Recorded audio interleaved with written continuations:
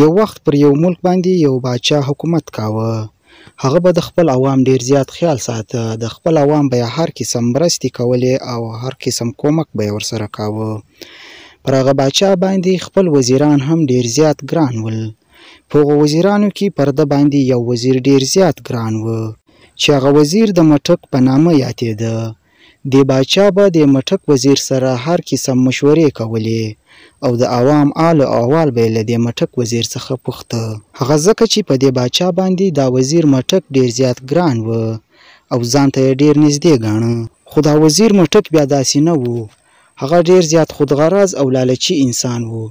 د هغه په زړه کې دا و چې د دې باچا باچاهي په څه ناڅه طریقه باندې ورړانګه کړي او خپل ځان په دې باچاهي باندې راولي. بیا یوه ورځ هغه مټک وزیر یو څو وزیران د باچا په پټه سره راټول کړه د دې لپاره چې باچا په څه ناڅه طریقه باندې ووژني.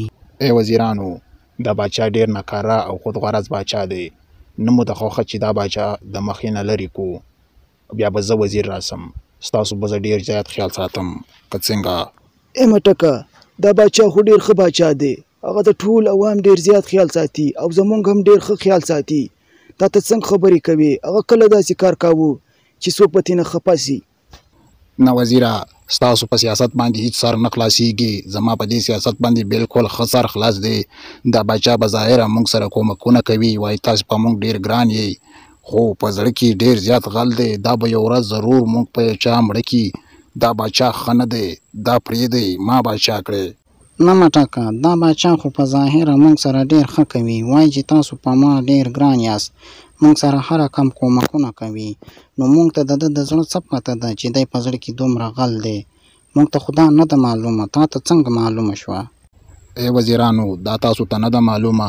دی هر وخت ما ته وایي چې ته په ما ډیر ګران یې. زه په ده هیڅ ګران نه یم. ما له ده سره ډیر وخت راتېر کړی. زه دی ډیر له نږدې نه پیژنم. دی ما ته په زړه کې ډیر غل دی. دی په ما یوازې خپل کارونه کوي. د له ما سره هیڅ ګرانۍ نشته. دا بالکل خراب باچا دی، دا پرېږدئ. خو بالاخر هغه مټک وزیر دا وزیران په پیسو باندې خطا کړي او پیسې ورته ورکړي. هغه وزیران چې کله دا پیسې وویني نو وایي چې دا مټک وزیر خو ډیر ښه سړی دی. دی د اوس نه موږ ته دومره زیاتې پیسې راکوي چې کله دی باچا سي نو څومره ډیرې پیسې به راکړي. بیا دا ټول وزیران یو ځای شي او یو مشوره وکړي چې باچا سلامت په څه ناڅه طریقه باندې د باچاهۍ نه لرې کړي. مټکه، په ملک کې حالات څنګه دی؟ عوام خوشحال دی او که نه؟ څه ورته ملاویږي او که نه؟ څه حال احوال دی؟ ته راکړه لږ حال. باچا سلامت، له تا نه قربان شم. په ملک کې حالات بالکل ټیک روان دي. عوام ټول خوشحال دی، هر څه ورته ملاویږي. باچا سلامت، اوس چې عوام بالکل په سکون دی نو نه د دې خوښه چې موږ هم لږ عیش او عشرت وکړو او ښکار ته لاړ شو. اورېدلې مې دي چې ځنګل ته بالکل نوي تتران راغلي دي. نه د دې خوښه باچا سلامت چې د تترانو ښکار وکړو. که څنګه؟ هو مټکه، بالکل دې ټیک وویل. زما هم نن ډیر زړه ښکار ته غواړي. دا ډیر وخت کېږي چې ښکار مې نه دی کړی او تتران مې نه دي ویشتلی. تتران خو زما ډیر خوښ دي. ستاسو څنګه خوښه ده وزیرانو؟ ستاسو زړه ښکار ته غواړي او که نه؟ باچا سلامت، ستا حکم به سر سترګو. څنګه چې ستا خوښه وي هغسې زمونږ خوښه ده. زما هم زړه ښکار ته غواړي. درځئ چې ولاړ شو، نن ښه ډیر ښکار وکړو. باچا سلامت، زما هم نن ډیر زړه ښکار ته غواړي. درځئ چې ولاړ شو، ښکار وکړو. ځنګل خواته به لاړ شو، هلته ښه ډیر تتران راغلي دي، ښکار به وکړو. ای وزیرانو، چې ستاسو د ټولو دا خوښه ده نو زما هم خوښه ده. درځئ چې ولاړ شو ښکار ته. بیا نو دا ټول وزیران باچا سلامت روان کړي د ځنګل پر خوا چې ښکار وکړي. کله چې ځنګل ته ورسیږي نو وزیر مټکه، ځنګل ته خو راورسېدو په خیر خیریت باندې. اوس راته ووایه چې تتران چېرته وو چې درته ویولم. باچا سلامت، تتران خو ما ته هم خاص نه دي معلوم، خو چا راته دا ځنګل ښوولی و. کیدای سي دلته په دې ځنګل کې نږدې چېرته پراته وي. وزیر مټکه، دا خو ډیر لوی ځنګل دی. دا پته نه لګي چې تتران به چېرته پراته وي. ای وزیرانو، تاسو ته هم نه دي معلوم چې تتران چېرته دی؟ نه باچا سلامت، ما ته هم ولاکه تتران معلوم وي، خو چا راته دا ځنګل ښوولی و چې دلته کې تتران دی. باچا سلامت، دا یو ډیر لوی ځنګل دی.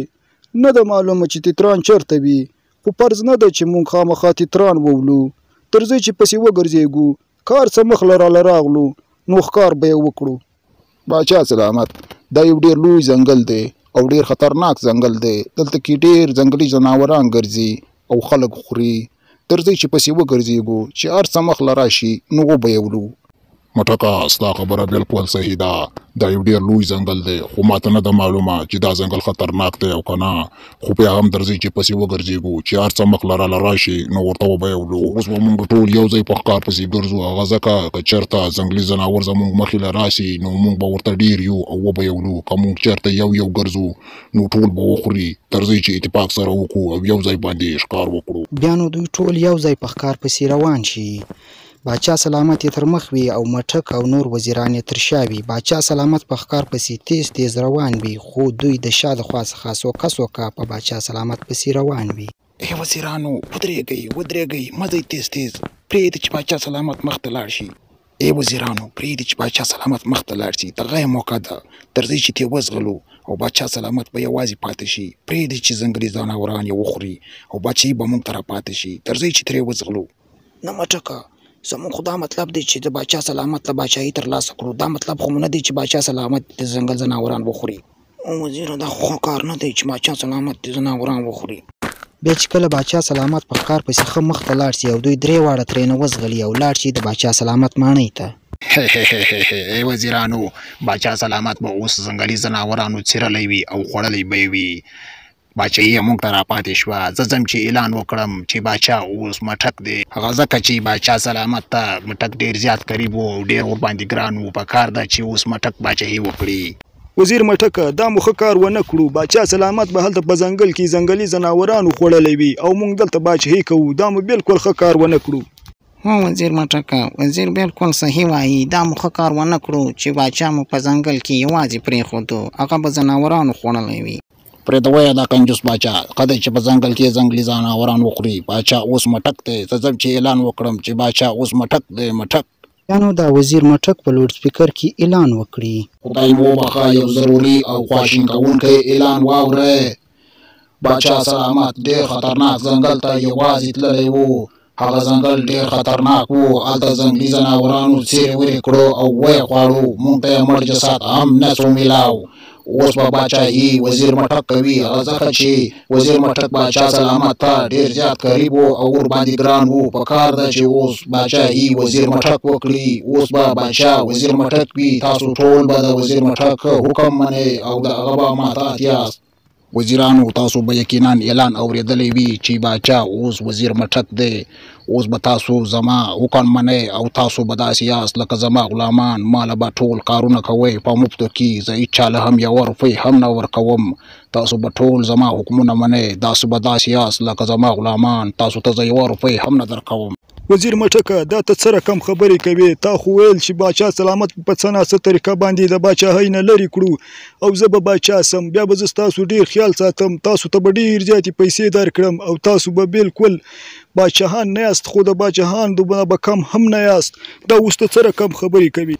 او باچا سلامت دا وزیر صحیح وایي. تا ویل چې باچا به باچاهۍ نه اخوا کړو او زه به باچا سم. تاسو سره به هر قسم مرسته کوم خو اوس ته راته وایي چې ټول کارونه به په مفتو کې راله کوئ. دا اوس ته څه رقم خبرې کوي؟ پرېږدئ دا زړې او پخوانۍ خبرې. زه اوس باچا یم. ماله به ټول کارونه په مفتو کې کوئ. ما سره یوه روپۍ هم نشته چې چاته یې ورکړم.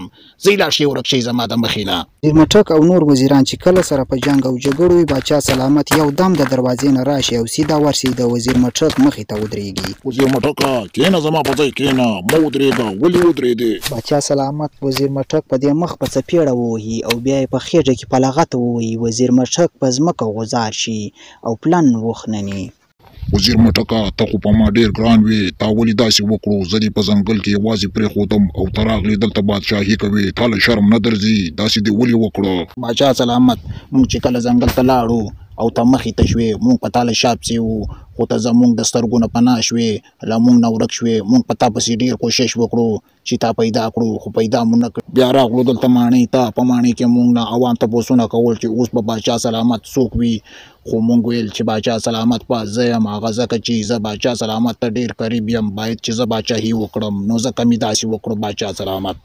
ښه نو وزیرانو د خو خپله بړغزو واوروله. تاسو څه وایاست؟ تاسو ولې داسې وکړه؟ باچا سلامت دا وزیر مټک ډېر دروغجن او لالچي انسان دی. د موږ ته ویلي وو باچا سلامت په څه ناڅه طریقه باندې د باچایۍ نه اخوا کړو. بیا به زه باچا سم. تاسو ته به ډېرې پیسې درکړم او تاسو به ډېر مالدار یاست ځکه مو داسې وکړه. باچا سلامت وزیر صحیح وایي په موږ ټول غلط کارونه دی وزیر مټک وکړه ته موږ ته ویل چې باچا سلامت په څه نه څه طریقه باندې د باچاهۍ نه اخوا کړو بیا به زه باچا سم او تاسو ته به ډېرې پیسې درکړم موږ ولاکه دې ته هېڅ پام و خو دې موږ ته پام کړو خو نو تاسو ته به بله ورځ وزیر مټک وایي چې ځانونه پانسي کوي بیا به تاسو پانسي هم کوئ د وزیر مټک تاسو هره خبره منئ وزیر مټک ډېر لالچي انسان دی د دې به تاسو خوښ شوي واست که زه وختیا زنګي ځناورانو خوړلی وای نو بیا به تاسو کتل چې وزیر مټک په تاسو باندې کوم قیامت راوسته دا ډېر لالچي او بې غیرته سړی دی وزیر مټکه سره د دې نورو وزیرانو اوس تستې زما د مخې نه ورک شي چې بیا مو ونه وینم بلکې زما د ټولې بچایۍ نه ورک شي که چېرته به مخه راغلاست نو سر به مو قلم کړم ځئ لاړ شئ ورک شئ بیا باچا سلامت دا ټول غداران د خپلې باچاهۍ نه وشړي. دوستانو له کیسې څخه مو غرض دا و چې باید په هر چا باندې اعتبار ونه کړو په خپل پوره سوچ سمج سره خپله فیصله په خپله وکړو. ګرانو دوستانو او خوږو ماشومانو زموږ چینل در سره لازما سبسکرایب کړئ ځکه موږ هره ورځ کوشش کوو چې دا رقم خوږې کیسې او ښکلې ویډیو تاسو ته راوړو.